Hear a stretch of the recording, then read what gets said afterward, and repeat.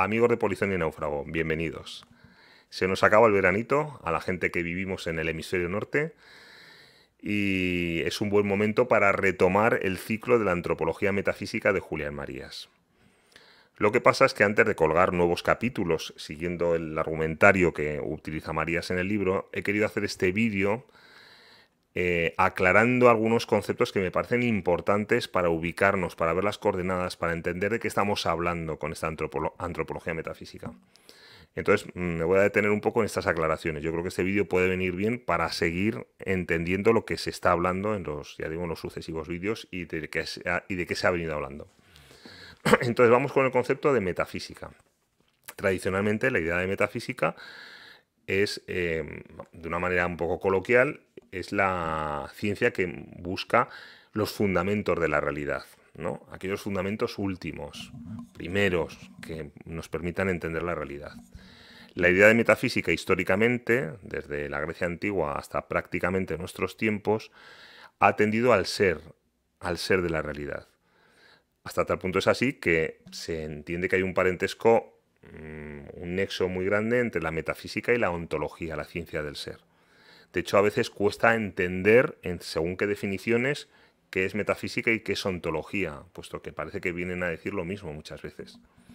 La ontología se entiende como una parte de la metafísica, que es la que atiende al ser, pero ya digo, básicamente la propia metafísica ha girado en torno al ser, a sus principios, a sus causas, etcétera, etcétera. Este planteamiento pega un cambio muy grande básicamente a partir de Ortega y Gasset.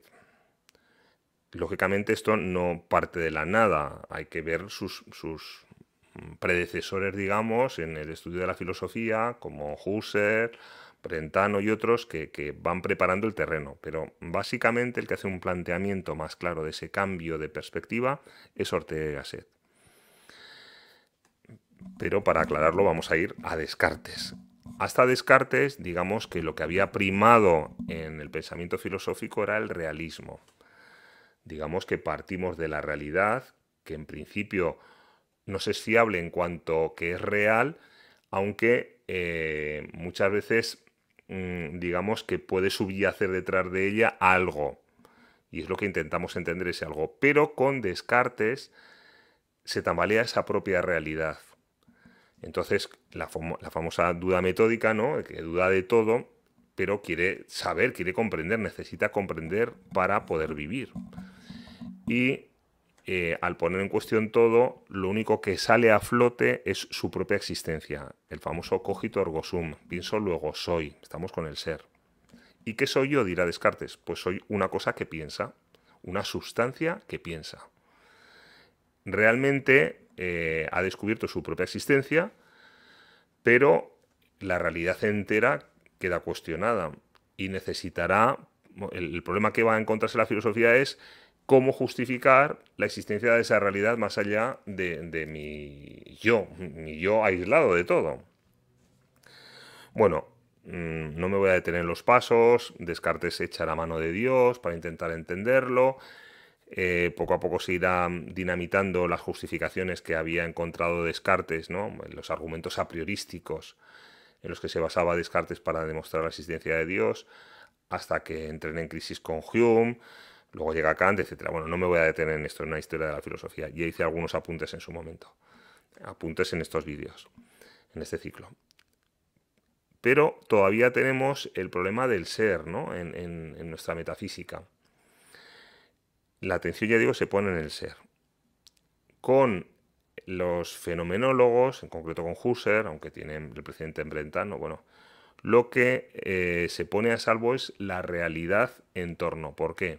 Porque con la idea de intencionalidad descubren que cuando yo pienso, pienso en algo. Luego, no solo se pone a salvo aquel que piensa, yo pienso, sino que también la realidad pensada. Es decir, pienso, luego existo yo y existe lo pensado. Pienso, luego el pensamiento existe.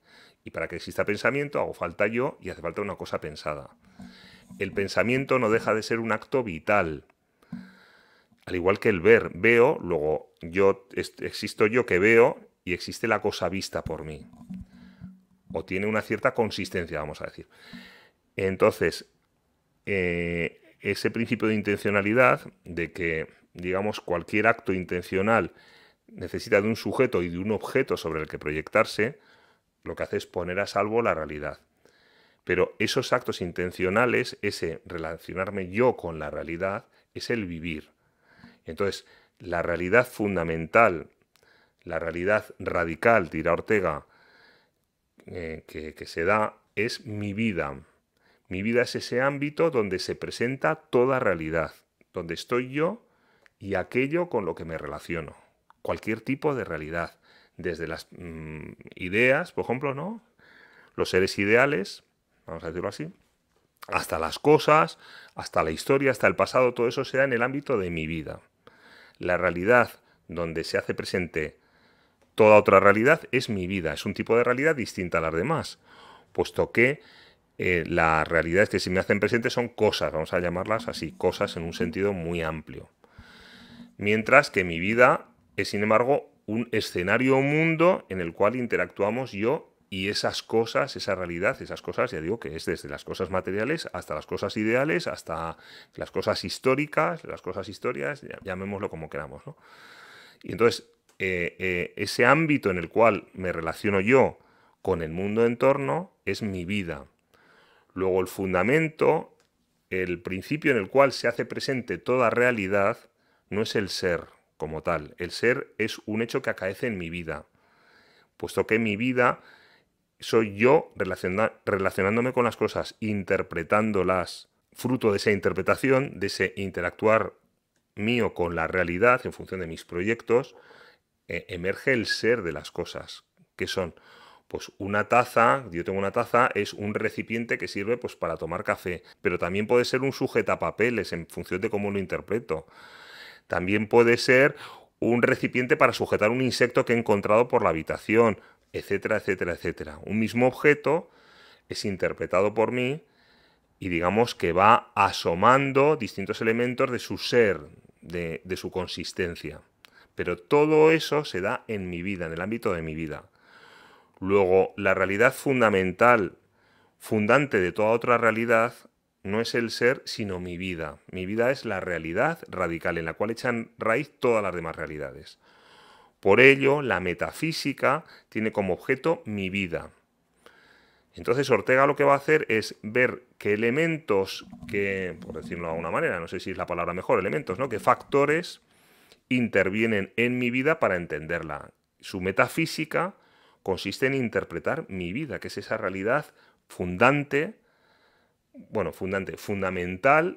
en la cual, no quiere decir más importante, ojo, no nos confundamos. Puede haber una realidad más importante, que sea Dios, pero a mí se me hace presente, y yo puedo hablar de lo que se me hace presente a mí, se me hace presente en mi vida. Entonces, esa realidad en la cual encuentro arraigada toda otra realidad es mi vida. Por tanto, el objeto de la metafísica es mi vida. Mi vida, que es, ya digo, lo que se me hace presente como tal. En el momento en que empiezo a comprender, a estudiar, a indagar en qué elementos son constitutivos de mi vida, estoy elaborando una metafísica y es lo que hará Ortega. Pues verá que mi vida, por ejemplo, que estoy yo como ser no como ser en el sentido tradicional, pero bueno, como proyecto. Yo soy un proyecto, un anhelo de algo que todavía no soy. Por eso interactúo con la realidad y la modifico, la modelo, porque aspiro a algo que todavía no es real. Por eso soy una realidad proyectiva. Bueno, pues es un elemento que actúa e interviene en mi vida, en esa metafísica. Está mi mundo, mi circunstancia, aquello que me circunda y con lo cual me relaciono. Pues es otro elemento de mi realidad. Y así pues con una serie de factores. Está la realidad de que para entender una vida hay que narrar una historia. Pues mi realidad es narrativa. Bueno, Ortega va estudiando, va sacando a luz todos esos elementos y los va ordenando, estructuras, elementos más orden, esa estructura que permite entender lo que es una vida personal, una vida humana. Cuando hablamos de mi vida o de la vida del ser humano, nos referimos a una vida personal, no una vida biológica, sino una vida personal. Por eso es una vida biográfica. Eso es lo que hace Ortega, una metafísica. Pero Julián Marías, siguiendo la estela de Ortega, cuando aplica esos elementos, esas herramientas de conocimiento a una realidad personal concreta, a la mía, a la de Rafael, o la aplica a la de una persona cualquiera, a la de Napoleón, a la de Josefina, a la de Antonio, a la de Marisa, a la de quien quiera, ¿no? Que sea. Se da cuenta de que si bien esas coordenadas, digamos, metafísicas se aplican a esas vidas, hay otros elementos que son estructurales, es decir, que son una constante, digamos, en todas esas vidas, que no se obtienen por mera deducción de lo que es la vida personal, la vida, mi vida, sino que son elementos estructurales, digamos, elementos estables, que descubre por la propia experiencia de la vida. Voy al caso concreto. Ortega ya decimos que decía que la vida es narrativa, pero el propio Ortega se da cuenta de que la vida humana es histórica, ¿no? Decimos. Pero se da cuenta de que hay una sucesión de lo que se llama las generaciones. Es decir, la sociedad en la que vivimos influye en nuestra manera, de hecho determina nuestra manera de entender la realidad, pero esa influencia social, esa presencia de las vigencias sociales no es siempre la misma, sino que esas vigencias, sino que siempre existen, van cambiando, van alterándose, van modificándose a lo largo de la historia. Y Ortega encuentra que son en ciclos de 15 años el cambio de las generaciones. Claro, eso en un mero análisis de lo que es la vida humana, mi vida personal, vamos a decirlo así, mi vida, no se deduce que haya generaciones, sino que es la experiencia concreta al atender a las vidas particulares de las personas cuando se descubre ese salto generacional. Del propio análisis de lo que es vida personal, no se deduce que tenga una condición sexuada, sino que eso, cuando vamos a la vida concreta de alguien, vemos que se realiza en varón o en mujer. Luego nuestra vida se realiza de manera sexuada. Bueno, toda esa serie de elementos no se obtienen por pura análisis a priorístico, digamos, de lo que es una vida personal, sino que es al descender al caso concreto de las vidas humanas que conocemos, cuando vamos descubriendo todos esos elementos que se dan en todas las vidas, pero que no son meramente deductivos del concepto de vida, de mi vida, de vida personal, sino que parten de la experiencia y que podían ser distintos.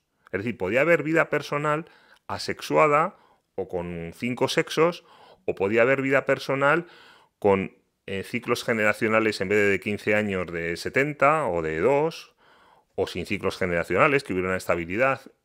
Hay distintas posibilidades. Pero a la hora de ver, ya digo, la realidad concreta, vemos que sí que se dan de una manera específica. Bueno, entonces vemos que hay una estructura, digamos, elementos más órdenes, estructura, ¿no?, de lo que es vida personal, pero al ver la vida a partir de la experiencia hay otra estructura que se acopla, se amolda, lógicamente, no entra en conflicto con la estructura analítica que llama Julián Marías, a la que explica Ortega, ¿no? No entra en conflicto con esa estructura metafísica, vamos a decir, analítica, sino que teniendo encaje dentro de ella, se descubre por experiencia de la realidad personal que vamos viendo. A esa estructura que tiene una estabilidad, por eso puede hablar de ella, le llama Marías estructura empírica. Entonces, Marías distingue la estructura analítica, que son, digamos, esos grandes rasgos que definen la vida personal a partir de la noción de vida, de mi vida, la distingue de la estructura empírica, que son esos elementos y orden que descubrimos en la experiencia personal de analizar pues distintas vidas. Y luego un tercer factor, un tercer elemento es la biografía concreta de cada cual. Entonces cogemos la biografía concreta de Cristóbal Colón. Pues vemos que en el año 1492 se embarca para América, en la nave, en la pinta la Niña de la Santa María, y llega para allá. Bueno, esa historia concreta, esa biografía, es la vida específica de una persona. Es una vida única, cada vida tiene una vida personal única. Por todo lo que acabo de decir, digamos que la vida personal de Julián Marías o de Santa Teresa de Jesús o del Duque de Rivas, me da igual. Vamos a coger, por ejemplo, a Rubén Darío. Pues la vida personal de Rubén Darío se mueve en las coordenadas de una metafísica. Es decir, su vida se realiza en vista de un proyecto personal, de una vocación, que se da en una circunstancia concreta, que se especifica narrativamente, etc, etc, etc. Pero además, la vida de Rubén Darío, eso nos pasa a todas las personas, eso es un encaje que tiene todas las personas. La vida de Rubén Darío se encaja también en una estructura, eso hemos dicho, la estructura analítica, que era la metafísica. También encaja dentro de una estructura empírica, que eso es lo que estudia una antropología, que es la antropología que va desarrollando Julián Marías en su antropología metafísica. Le llama antropología metafísica porque explica esa antropología que está encardinada, está en consonancia con una metafísica, pero que parte de la experiencia. Entonces Rubén Darío vemos que es varón, vemos que es nicaragüense, es decir, que tiene una ubicación específica, se ubica en un lugar, no, bueno, nicaragüense ya sería biografía, pero vemos que se mueve en un idioma que se verbaliza. Eso nos lo dice la estructura empírica. La estructura analítica no nos dice que tenga que hablar un idioma concreto. Tiene unos sentidos. Ve, conoció no sé qué, o cuando él luego exprese su poesía, pues hablará de los colores, de los aromas, etcétera, etcétera. Vive en un marco histórico. Bueno, todo eso pertenece a la estructura empírica. Y cuando lo narramos, contamos su vida concreta. Nació en el año 1800 tal, entra en contacto con no sé quién, tiene cercanía con la generación de 98 española, Ya contamos la vida concreta de Rubén Darío. Bueno, entonces era lo que os quería aclarar, toda esta pequeña, no sé si pequeña o gran explicación, pequeña más bien, trata de buscar el marco en el que nos estamos moviendo. Tenemos la metafísica que elabora Ortega y Gasset y, en consonancia con esa metafísica, a partir de la experiencia, Julián Marías nos va contando qué elementos concretan en la realidad que nosotros conocemos esa metafísica, digamos, y al concretar esos elementos que en nuestra experiencia nos van descubriendo, elabora una antropología. Es una antropología metafísica porque se asienta en una metafísica previa, que es la de Ortega y Gasset. Entonces Julián Marías pues va a ir explicando exactamente pues eso, cómo funcionan las generaciones, nuestra condición sexuada, cómo nos condiciona el ser varón o mujer, cómo nos condiciona hablar una lengua, cómo nos condiciona tener unos sentidos concretos y no otros, cómo nos condiciona nuestra propia constitución corpórea, por ejemplo, que avancemos hacia adelante, que tengamos una estructura, digamos, vamos a llamarle facial, la cara hacia adelante, en los órganos orientados hacia adelante, y no en forma, pues por ejemplo, reticular, o en forma de estrella marina, ¿no? De estrella de mar, ahí radial. Todo eso condiciona nuestra manera de desenvolvernos en la realidad. Podía haber sido otra. Nuestra experiencia, nos podíamos descubrir un día que hay seres extraterrestres que tienen vida personal, es decir, que tienen un proyecto personal, que se desenvuelven en vista de la realidad, que se puede contar narrativamente su historia, pero que no, al no tener nuestra misma estructura física, nuestra misma estructura que descubrimos empíricamente, que nuestra experiencia nos descubre, pues tuvieran una antropología, vamos a decir así, distinta. Y que tuvieran un carácter personal, pero no fueran humanos, digamos. Bueno, pero el ser persona humana se descubre en esa estructura personal. Lo dejo aquí. El próximo domingo, capítulo que continuará la antropología metafísica de Julián Marías. Cualquier duda, cualquier aclaración, pues yo de mil amores, si queréis poner en los comentarios, en la cajita de comentarios, fenomenal. Si vais poniendo me gusta a los vídeos, os lo agradezco, más que nada porque no desaparezcan en el pozo del olvido. Entonces se agradece. No voy poniéndolo en cada vídeo por no dar la tabarra, pero bienvenido sea, más que nada porque tenga una cierta subsistencia en YouTube. Nos vemos, lo dicho, la próxima semana. Hasta la próxima, polizones.